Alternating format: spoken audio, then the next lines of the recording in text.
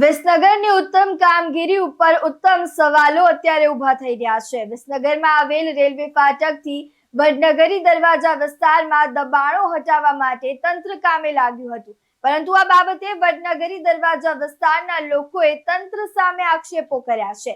કોઈ પણ જાતની નોટિસ આપ્યા વગર દબાણો દૂર કરવામાં આવ્યા હોવાનો સ્થાનિક લોકોએ આક્ષેપ કર્યો છે। ત્યારે એક સ્થાનિક નાગરિકે જણાવ્યું કે દબાણ બાબતે કોર્ટમાં કેસ ચાલુ હોવા છતાં દુકાન તોડી પાડવામાં આવી છે। આ બાબતે પાલિકા પ્રમુખને ફોન કરતા રિપોર્ટરનો ફોન કોઈ કારણોસર ઉપાડવામાં ન આવ્યો। મહિલાઓએ પણ જણાવ્યું કે ટોયલેટ બાથરૂમ તોડી કાઢ્યા છે। હવે ક્યાં જવું, આ બાબતે સ્થાનિકોએ ન્યાયની અપેક્ષા રાખી છે અને તેમની રોજી રોટી મળી રહે તે માટે યોગ્ય સગવડ કરી આપવા માટે પણ માંગ કરી છે। આ મારી દુકાન અચાનક ફાડી નાખી, મ્યુનિસિપાલિટીએ નોટિસ નથી આપી અને મને સામાન ખાલી કરવાનો ટાઈમે નથી આપ્યો। હું ઝઘડો કર્યો, મને ચંપલ લેવા બી નથી દીધા।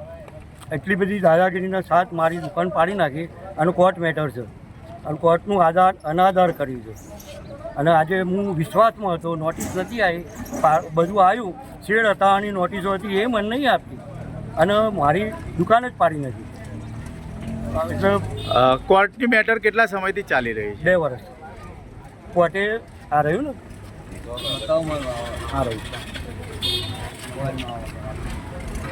આ બાબતે તમે આગળ શું પગલાં લેવા માંગો છો? હવે કોર્ટ મેટર છે સાહેબ, એટલે આપણે કોર્ટમાં જ જવાનું ને, આપણે કેનું સહારું?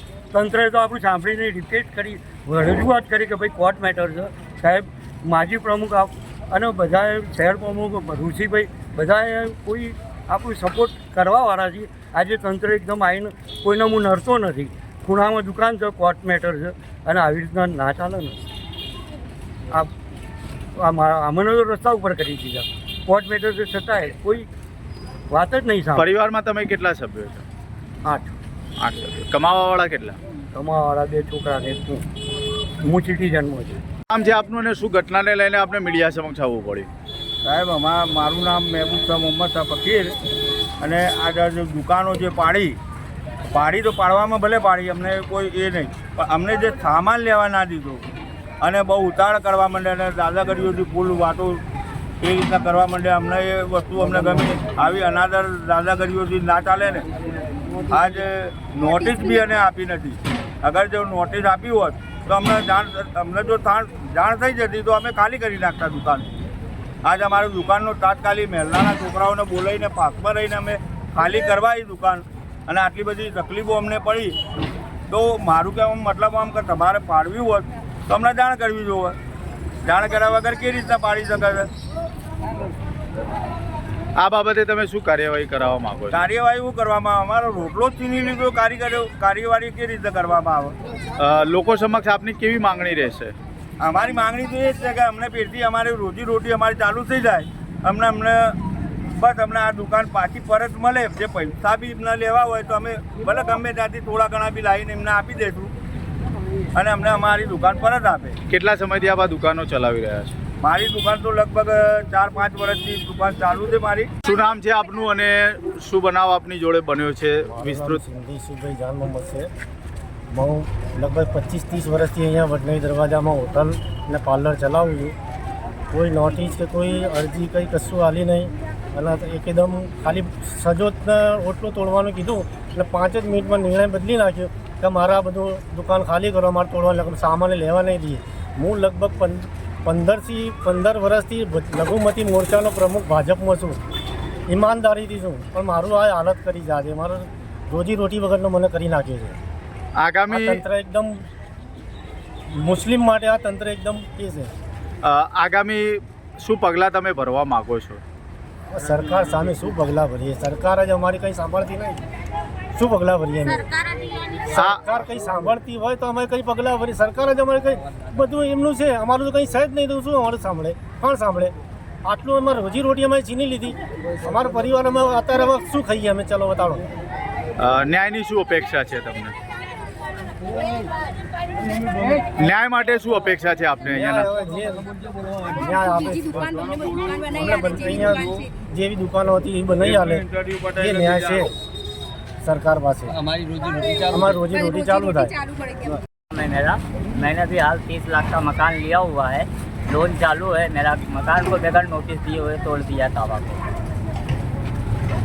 नोटिस दिया था कि नहीं दिया था? नोटिस मेरे को नहीं मिला था, मैं बाहर गया हुआ था, मैं यहाँ आया तो सब टूटा हुआ मिला। तो अभी आपका सामान वगैरह कहाँ पे गया? सब सामान तोड़ के उधर ही पड़ा हुआ है। उधर ही पड़ा हुआ है। आप किसी को बताया या ऐसा कुछ? नहीं ऐसा कुछ नहीं। સોયબ ઇકબાલભાઈ ઘાંચી મારું નામ, બરાબર. અહીંયા 35 થી 40 વર્ષથી અમારી દુકાન છે, ચાની હોટલના પાસે, બરાબર. કોઈ નોટિસ કંઈ આવ્યું નથી, બરાબર. અમને કોઈ જાણ, ગાડી 2-3 દિવસ નીકળી, ખાલી અમને એટલું જ કીધું કે તમારે અહીંયા સહેજા નોટલા પાડવામાં આવશે. દુકાનનું અમને કોઈ ચીજ કીધી નથી. 10 જ મિનિટમાં નિર્ણય બદલાઈ દીધો, બરાબર. અમને ફટોફટ સામાન બામાન બધું હાથોહાથ લઈ ધરમધરી બધું ભરાઈ નાખ્યું, એકબીજાને આવીને બધા, બરાબર. કોઈ ચીજની જાણ કરી નથી.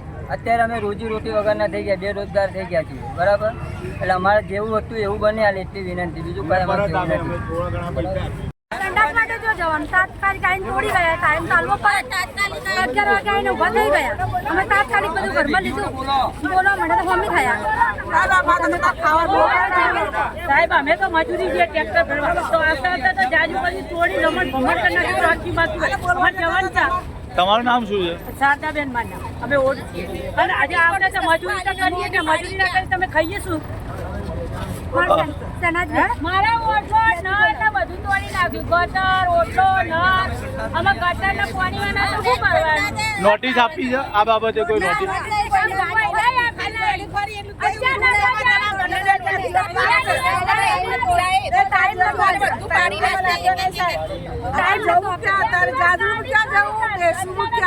હવે ડોસિયા ઘડી હોય, ડોસી ક્યાં જાય બચારી?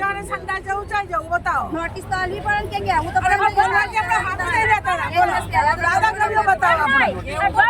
વસીમ મંસૂરી સાથે પ્રકાશ સોની, ચક્રવાત ન્યૂઝ, વિસનગર.